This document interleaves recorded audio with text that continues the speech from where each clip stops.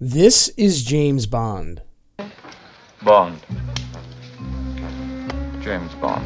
This is also James Bond.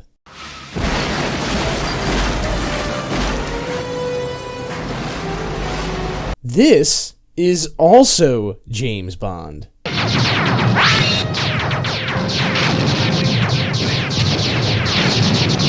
So, how did we get here?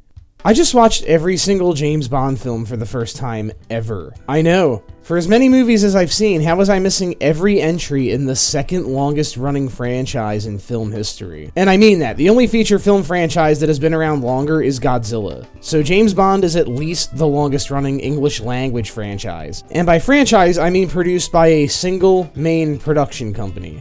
I just watched all 25 films for the first time. Well, technically I watched 27, but we'll get to that. This video will be an overview of my feelings on the James Bond series, but I will be making subsequent videos reviewing each Bond film and era in more detail, which will culminate in some best of videos, best villain, best Bond girl, best Bond, etc., before finally ending in my worst to best ranking of every Bond film. This will be the closest any video in this series comes to being spoiler-free or spoiler-light, so you can take this one as a recommendation if you're unfamiliar with the series as a whole. James Bond was based on the book series of the same name by Ian Fleming. Unfortunately, as of this recording, I have not read any of his books, but certainly wouldn't mind giving one a chance. Sadly, despite writing so many of the stories that were adapted into films, Fleming only lived to see the first two James Bond movies, missing out on at least possibly half of an absolute roller coaster of a series. The James Bond property was picked up by Eon Productions, a small production company whose bread and butter has been James Bond ever since. This production company has made the 25 official James Bond films. The company was founded by Albert Broccoli and Harry Saltzman, eventually being run by Broccoli solo, and then run by his daughter Barbara Broccoli. This has contributed to the Bond series' unique level of quality control, as I just mentioned. If it ain't broke, don't fix it. What are some things I really like about the James Bond movies? Being made by the same producers has given Bond an interesting history. You see, other iconic characters in film who have been a part of separate franchises for a long time get changed around drastically over time. Take Batman, for example. There are similarities for sure, but the structure of these films is radically different depending on which Batman you're watching. Being produced by the same company has given Bond a unique place in cinema, because while there are movies that are radically different and try new things to keep things fresh, there are also certain notes and key elements that have to be present in every Bond film. There has to be the gunshot scene with the music, there has to be a creative and stylistic opening credits sequence, and aside from the first Bond movie, there is always an original song recorded specifically for the movie. There's always got to be beautiful women, vile villains, and impressive action and fight sequences with great stunt work, editing and chase scenes, explosions, etc. Oh, and Bond has to crack wise with a one-liner here or there. I enjoy a spirited ride as much as the next girl. Who's that? The next girl. You will find that the films that deviate too much from this baseline are among my least favorites in the franchise. In short, the best entries in this franchise are the ones where you know the outline of what will happen, but where they also throw enough curveballs to stand out from the crowd. But not too many where they start to not feel like a James Bond movie. It's a careful balancing act. There has never been an excessive amount of time between any two movies in this series. From 1962 until today in 2025, the longest amount of time between any two James Bond films is 6 years, which happened twice. Although it's my feeling that we're in the middle of what will be the longest one. This sort of keeps the franchise fresh in people's minds and prevents it from dying off completely. Now, if you go back to the Sean Connery era, they were releasing one of these every single year, which is a little too quick, but we'll get to that too. With all of these actors playing Bond over the course of so many decades, you may be wondering, how does the continuity of James Bond work? There actually isn't a completely correct answer to this. A lot of people used to think that Bond is a code name and that every time you see a new actor playing Bond, it's a new guy. This would explain why the supporting cast remains the same for so much of the series. However, this has been disproven in the films. James Bond's real name is James Bond. There was another theory that it's the same Bond until the Daniel Craig era, which reboots the series by showing Bond's first mission as 007, and is the closest the series comes to having actual sequels. But then, Judi Dench is still playing M, and if all those other Bonds are the same one, then why do M and Q get older and Bond stays the same age? So this is my theory on this, and I think it's a good one.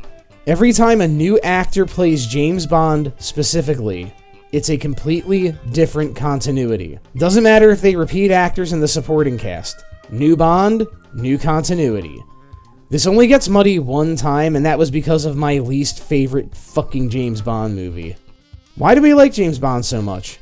Well, I can tell you why I like James Bond so much. Bond, as a character, is the ultimate male escapist fantasy.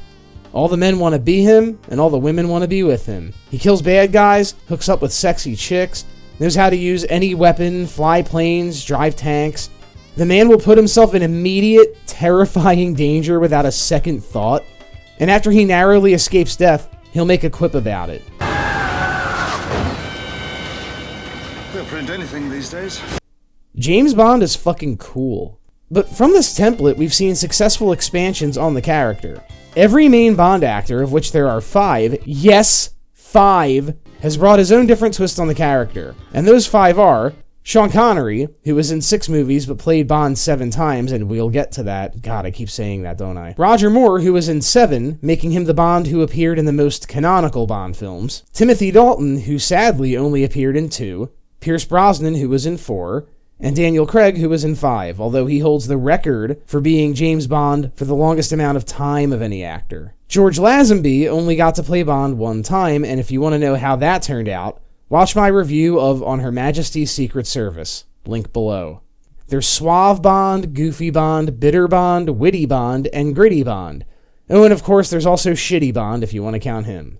Something interesting I have noticed about each Bond is that all 5 real ones were in at least one of my favorite Bond films, and also were in at least one of my least favorite Bond films, with the exception of Timothy Dalton, who was only in 2 movies.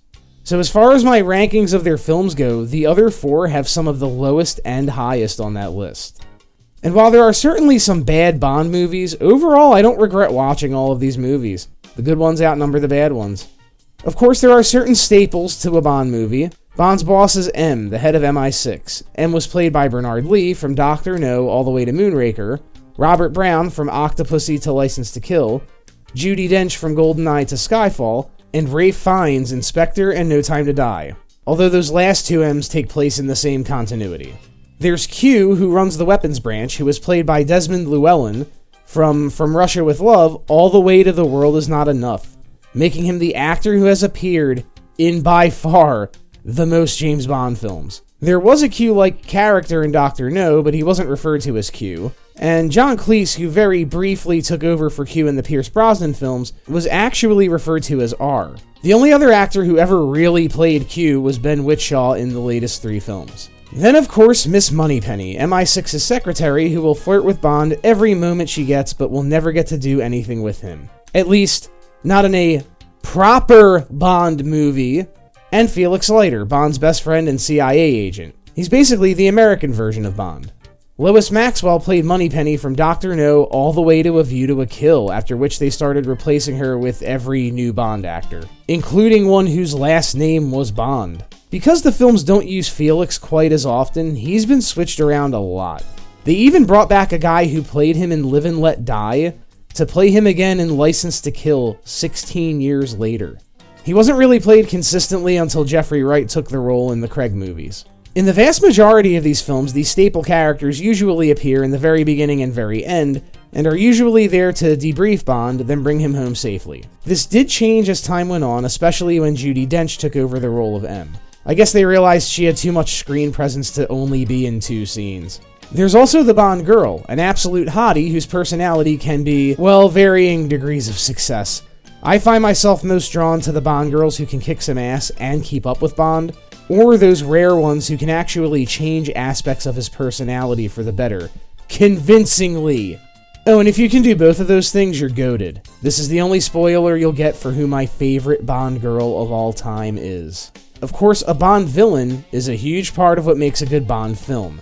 Most Bond villains fall into one of 3 categories: lunatics who want to take over the world or change it irreparably, criminal masterminds whose greed will ruin the world by proxy, and guys with a vendetta or whom Bond has a vendetta against. The best Bond films have memorable villains. Most of the best Bond films also have memorable henchmen. You know, the person who does the main bad guy's bidding.